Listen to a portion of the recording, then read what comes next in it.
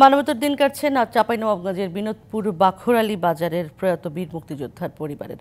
বাজারে ঝাড়ু দিয়ে ও ভিক্ষা করে সংসার চালাতে হচ্ছে স্ত্রীকে। মাসে স্বামীর মুক্তিযোদ্ধার ভাতা পেলে অভিযোগ উঠেছে প্রতিবেশী এক নারীর বিরুদ্ধে কৌশলে সেই টাকার কিছু অংশ হাতিয়ে নেয়ার। এ বিষয়ে তদন্ত করে আইনি ব্যবস্থা নেবে প্রশাসন। চাঁপাইনবাবগঞ্জের শিবগঞ্জের বিনোদনপুর বাকরালী গ্রামের প্রয়াত বীর মুক্তিযোদ্ধা জয়নাল আবেদিনের স্ত্রী রংফুল বেগম বুদ্ধি প্রতিবন্ধী মেয়েকে নিয়ে থাকেন বাকরালী বাজারের পাশে খাস জায়গায় টিনের ঘরে। বাজারে ঝাড়ু দেওয়ার পাশাপাশি ভিক্ষাও করেন এই নারী।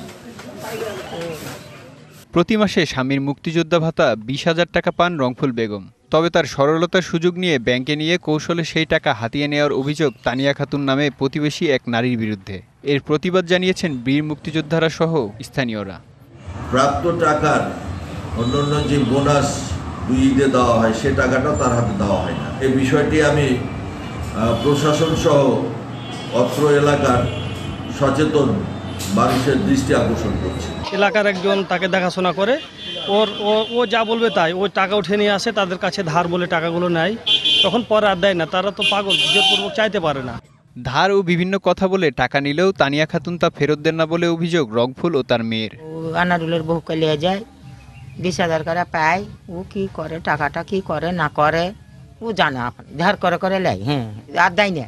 এটা আনারুল লিয়ে যখন টাকা দেয় না, ধার লিয়েছে দেয়। তবে তানিয়ার দাবি পরিবারটির দায়িত্ব পালন করতেই টাকা নেন তিনি।